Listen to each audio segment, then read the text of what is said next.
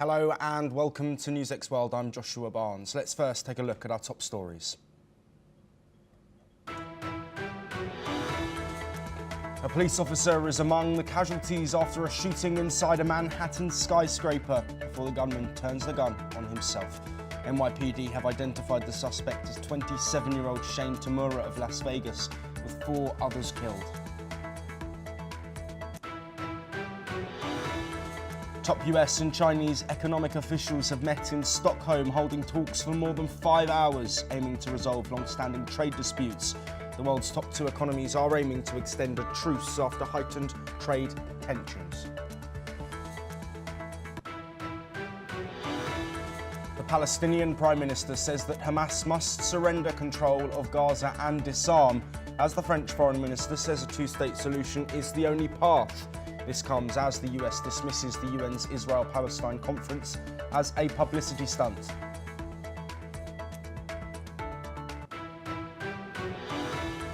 Ukrainian President Volodymyr Zelensky has hailed Donald Trump's determination after the US President announced a new 10 to 12-day deadline for Vladimir Putin to agree to a ceasefire. Russia has responded, saying Trump's ultimatum is a step towards war. Meanwhile, Russian state airline Aeroflot has grounded dozens of flights after it was targeted by pro-Ukrainian hackers. The large-scale incident disrupted the airline's digital infrastructure, with several international destinations impacted. At least 30 people have died in Beijing, with over 80,000 evacuated as northern China battles torrential rains. President Xi Jinping has ordered all-out search and rescue efforts to prevent more casualties. Iran has warned the US and Israel over any attacks on the country in the future, with Tehran stating it will not hesitate with retaliation. Tensions have been rising over Iran's nuclear program, with a 12-day war with Israel seeing strikes on Iran's nuclear program. And military officials from both Thailand and Cambodia are set for talks, according to the acting Thai Prime Minister. The border remains calm after a ceasefire was agreed following days of intense fighting, leading to dozens of deaths and tens or hundreds of thousands of displacements. But we start this hour in North America, and a gunman has opened fire inside a midtown Manhattan skyscraper, killing 5 individuals, including a New York City police officer, before fatally shooting himself. That's according to city officials. This deadly shooting unfolded on Monday at the 345 Park Avenue Midtown in Manhattan. New York Police Commissioner Jessica Tisch confirmed that the gunman, a Las Vegas resident who had recently driven cross-country to New York, ended his deadly rampage by shooting himself in the chest. One of the victims was a 36-year-old NYPD officer with approximately 3.5 years in the force. The 4 other fatalities were civilians. Commissioner Tisch stated that investigations believe the gunman acted alone and a motive for the shooting remains undetermined. Photos circulated by major news outlets reportedly shared by the police show the suspect entering the building with a rifle. Preliminary background checks citing officials indicated the assailant had no significant criminal history. Well, with us to discuss this news that has come through from the United States overnight, a shocking incident with questions still remaining, but joining us to have a look through those, Dr. Sanjay Kumar, a journalist at the Korea Herald, who's joining us live from Seoul in South Korea. Thank you ever so much for joining us, Dr. Kumar. Can I first just get your reaction to an attack in Manhattan on civilians, but also that has seen the death of a police officer in a well-known high-rise skyscraper in the centre of Manhattan? This is very shocking news, not only for the people in US and in East Asia, but also to even the FBI officials also. It is very surprising news. It is very shocking. And I think the whole humanity should condemn it. And we have to work to not repeat such kind of incidents, because, you know, the insecurity is growing. in Europe, in US, and also some other countries. And if these things are being repeated again and again over uh, in the last few years, then I think it is very difficult to restore security among the civilians. And you know, the life of civilians are very important. And I think FBI should take lessons from this incident so that this kind of repetition cannot be done again. Yes. Dr. Kumar, questions are of course going to be raised of how somebody's able to walk in to a high-rise building with a rifle. Does this re-raise questions about not just American gun laws, but also gun safety, given that civilians and a police officer have died before the gunman turned the weapon on himself? Well, this has to be, first of all, condemned at first place, that it must not have happened. But since it has happened, only after investigations, the culprits and those who have been involved can be brought to book. But sooner is better, and we should see it as justice delayed is justice denied. So justice has to be delivered as soon as possible. And it is my urge to all the officials in the country. Yes, Dr. Sanjay Kumar, thank you ever so much for joining us to detail the information that we have so far. Of course, with the motives still unknown, we wait for any further updates from North America, and we'll bring you those here on NewsX World. But we move on now towards trade, and top US and Chinese officials have held over 5 hours of talks in Stockholm, seeking to extend a tariff truce by 3 months and avoid a new round of economic tensions. US Treasury Secretary Scott Bessent and China's Vice Premier Haley Feng led the closed-door discussions, with talks expected to resume today. President Trump warned of major supply chain disruptions if no deal is reached by a deadline. Trump, who just sealed a separate deal with the EU, has also paused tech export curbs on China to keep dialogue open ahead of a possible meeting with Xi Jinping later this year.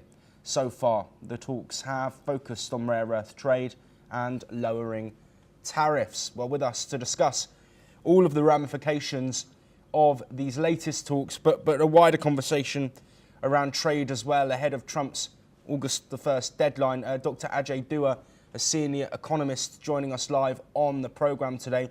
Dr. Dua, thank you for your time. Let's first look at these discussions between China and the US. Of course, the world's top two economies, they were in a fierce trade war that saw triple-digit tariffs placed on either country.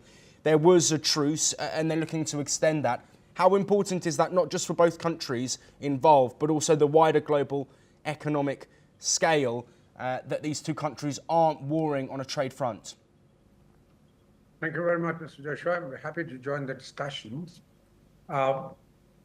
Yesterday was the initiation of the third round of Chinese and the American negotiators meeting. As you mentioned, Mr. Besson, that the Trade Secretary, the Finance Secretary of the U.S. is leading the delegation on behalf of the U.S., and the Vice Premier of China has been involved in it.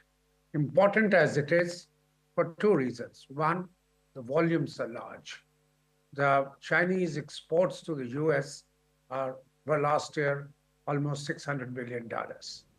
The imports were a bit less, considerably less, at about $170 billion.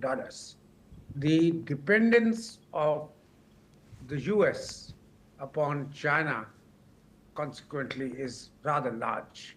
And it is across the industry spectrum. Some goods are merely labor intensive, and which get classified as consumer goods, both consumables as well as durables. And some are high tech, because China is no longer just a labor intensive country and competitive only on that ground, because China has made huge strides in technology as well.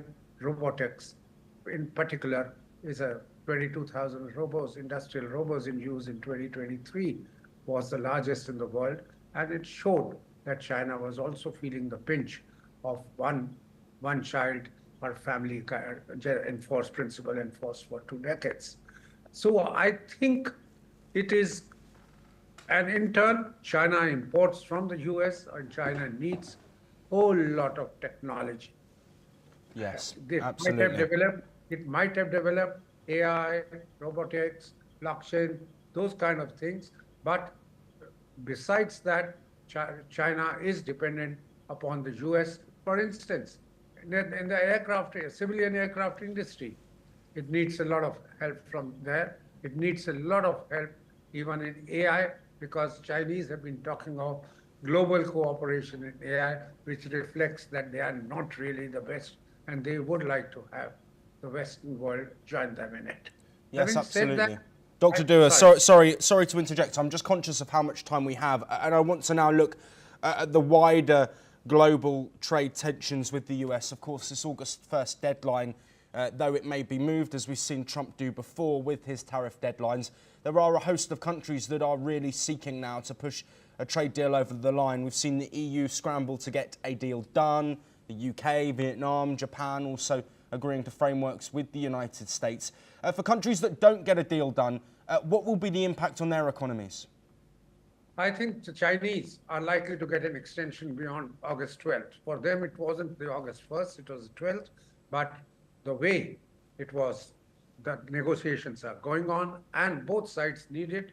They realize it completely now. I don't think there is any doubt in the minds of the Americans as well that they do need to arrive at an understanding with China, and that it is not going to be these retaliatory tariffs which had taken the tariff rates to 145% just a couple of months ago. That these have to be reasonable, that the world, that their own prosperity is dependent upon one another's trade with one another, and at the same time, the question you raised earlier, the global prosperity to a large extent, both in terms of availability of goods, inflation, as well as their own GDP rates of growth do depend upon these two countries getting along well and the supply chains not being choked. Yes. I think the agreement between them may not be arrived at, because the Chinese have said that they don't like to be blackmailed. I think that's the message coming from there with deadlines. They're saying we will arrive at a deal, we need it, but it's going to take time with them. Yes, absolutely. Thank you, Dr. Dua, for that insight. You will be staying with us later in the programme, but we do move on now, as the United States has dismissed the France-Saudi Arabia-sponsored conference at the United Nations on promoting a two-state solution as a publicity stunt. In a statement, the US State Department labelled the three-day event as unproductive and ill-timed, saying that it would make finding peace harder. The three-day conference seeks to explore time-bound steps toward implementing a two-state solution to the Israeli-Palestinian conflict. The conference comes amid growing concerns over starvation in Gaza, where aid blockades have led to a humanitarian crisis. UN Secretary-General Antonio Guterres told the gathering that the two-state solution is farther than ever before. Let's now listen in to the UN Secretary-General's comments at the conference.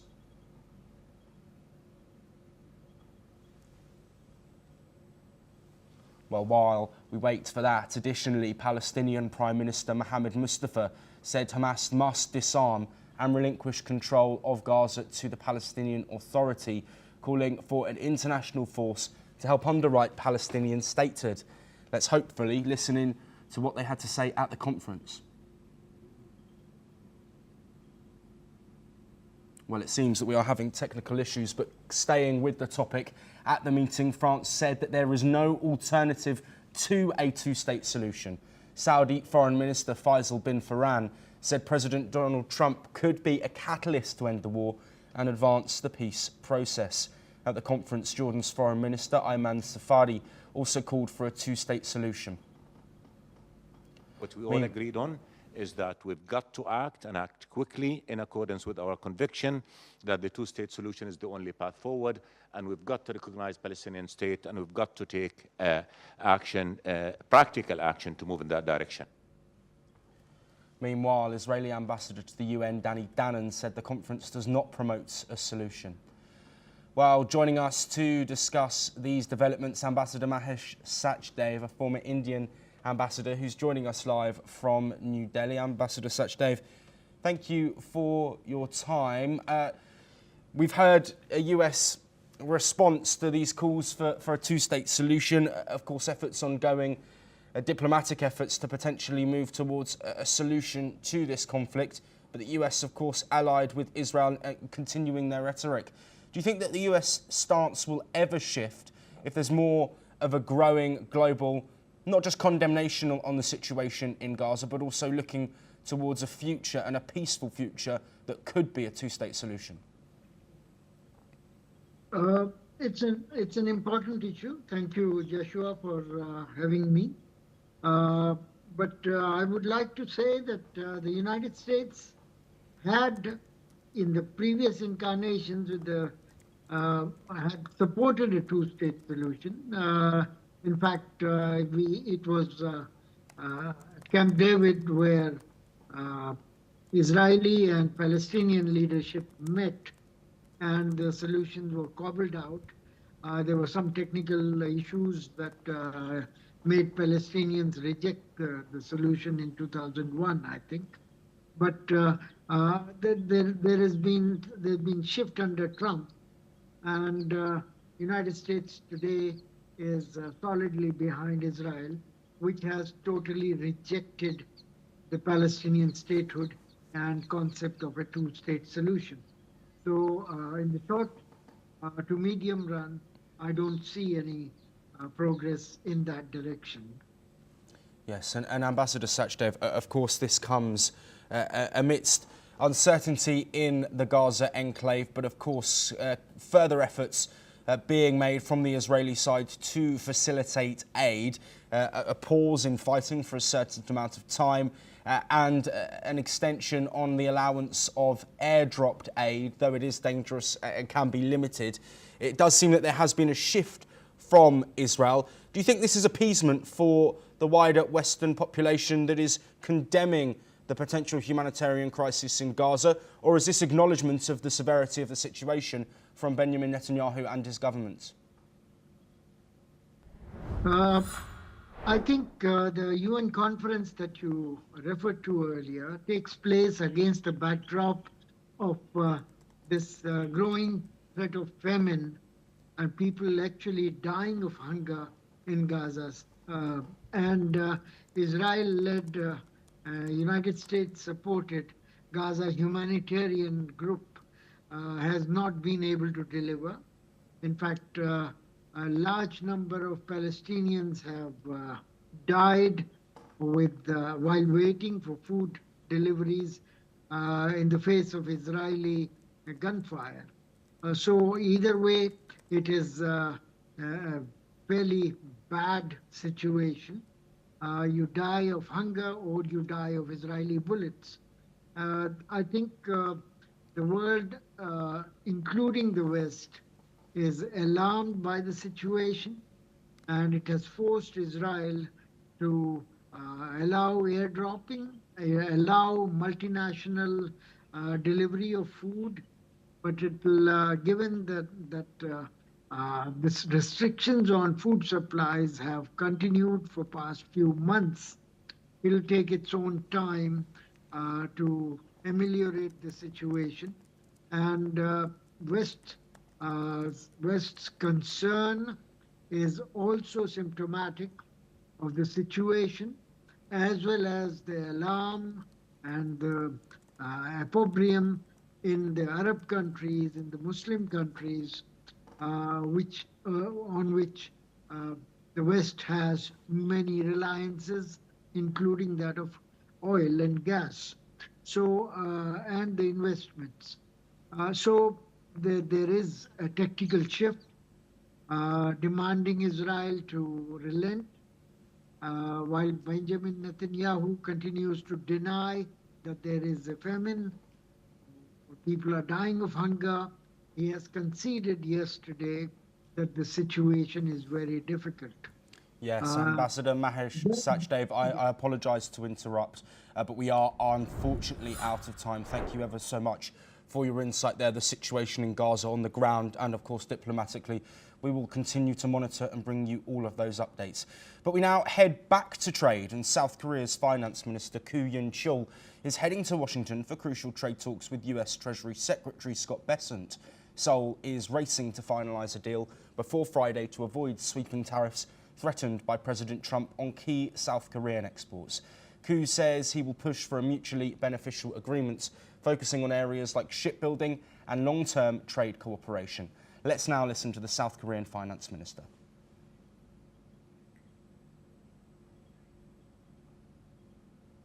Well, apologies for those further issues. Koo will be joined by industry and trade ministers who have been meeting US officials, including Commerce Secretary Howard Lutnick. Meanwhile, South Korea's Foreign Minister Cho is set to visit Japan today before travelling to Washington for talks with US Secretary of State Marco Rubio. Well, we welcome back Dr. Sanjay Kumar, journalist from the Korea Herald, live from Seoul in South Korea to discuss the importance of these trade negotiations between the US and South Korea. Several rounds of talks ongoing, Dr. Kumar, but so far no deal has been made. How important is it for Korea, South Korea, that this deal gets done and those tariffs that were initially announced some time ago don't come into force? The deal still has to be done, but shipbuilding is being talked a lot as one of the key cards that Korea can use it. And when we say shipbuilding, this means to take part in the equity funds which are going to be used for various purposes, including the update and transforming the modular equipments. Because as we know, like US also needs to transform its shipbuilding industry, and this shipbuilding can be revived from both the sides. Korea also can get good position once again and capitalize on the shipbuilding industry, and it is going to be a win-win for both the sides. But given that there are other demands from the US side, besides the tariff and also the digital and agro products, still Korea has to negotiate well in this regard.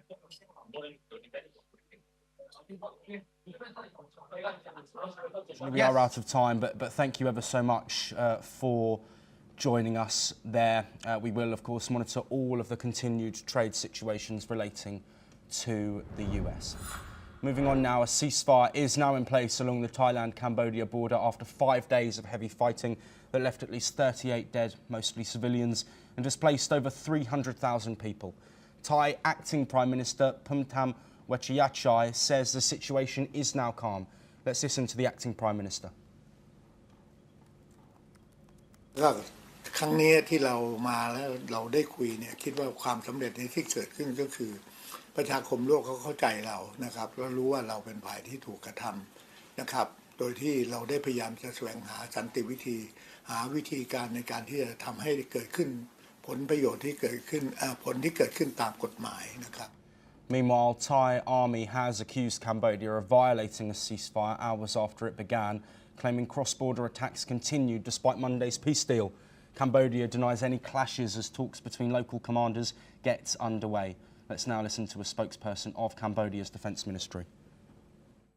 ពីមានលទ្ធផលនៃកិច្ចប្រជុំបទឈប់បាញ់ជាបន្ទាន់នឹងគ្មានលក្ខខណ្ឌដែលមានប្រសិទ្ធភាពចាប់ពីម៉ោង 24 ម៉ោងនៅក្នុងតំបន់ថ្ងៃទី 28 ខែកក្កដាឆ្នាំ 2025 នេះគឺជាជំហានដំបូងនៃការឈ្មោះទៅរកការកាត់បន្ថយអរិភាពនិងស្ដារឡើងវិញនៅសន្តិភាពនិងសន្តិសុខជាលទ្ធផលវិជ្ជមាននៅតាមយុទ្ធភូមិភាគទាំងអស់មិនមានការផ្ទុះអាវុធដាក់គ្នា Well, meanwhile, the breakthrough came after diplomatic pressure from Malaysian Prime Minister Anwar Ibrahim and US President Donald Trump, who warned that trade talks would be put on hold if the violence continued. Tariff talks are now expected to resume as both nations face a 36% US duty on exports. Well, with us once again, Dr. Ajay Dua, a geopolitical expert. Thank you for staying with us on the programme, Dr. Dua. What is the likelihood of this ceasefire holding? Military officials going to speak later today. Of course, a deal that was brokered with interjection from other countries, not just in Asia, but also with the US support as well. Do you think that this is a lasting ceasefire and some normality for those living around that disputed border area? Thank you very much for letting me join this discussion. I think there is ceasefire. How long it lasts, I wish the two countries well. The people living on the border who get displaced, 35 of them also have lost their lives in the indiscriminate firing by both sides. The history of this dispute is over what we will call, what I like to call, the ownership of a sect of Buddhism, Theravada Buddhism. Both Thailand and Cambodia claim the ownership of this sect of Buddhism. They both follow it. Many other countries in Southeast Asia do also follow Theravada Buddhism. But these two countries have been fighting over a particular temple called the Priha temple, which is at the border for as long as modern history goes, the last one being 1864, when Cambodia had given it to Thailand. Thereafter, the reflection of this cultural tussle, as I would like to call it, has depended upon which is the stronger country. So when one country became stronger than the other, it snatched it or took it away through negotiations from the other. 5 times the ownership of this temple located in what's called the Emerald Triangle between Laos, Cambodia, and Thailand has changed hands in the last 175 years or so. So, right, what is required is to settle the matter, whether one country should have it or the other, or I'm even saying whether it should be a neutral land, these temples, and the both countries jointly run that. Otherwise, this could spread. Another temple which is likely to flare, dispute has flared up in the past, is at what's called Prasatamon temple. That is equally important. Once the conflict has risen on that also, and the conflict there, the religion really pushes people, and then you start killing each other. Thailand sent F-16 bomb, a bomber, fighter aircraft to bomb Cambodia. Cambodia sends its tanks all through indiscriminately into the territory of into that area. So my submission is to the United Nations saying this is a very small matter. Right now, Anwar Ibrahim, the Prime Minister of Malaysia, may have taken the initiative, got the 2 prime ministers to come yesterday to Kuala Lumpur and settle it. But once for all, this matters. It is not a question of being a very large area or a very prosperous area, heavily populated by, some call themselves Thai, the others Cambodian, but it does require outside intervention because the past bilateral negotiations have just been reflected by who's the stronger one.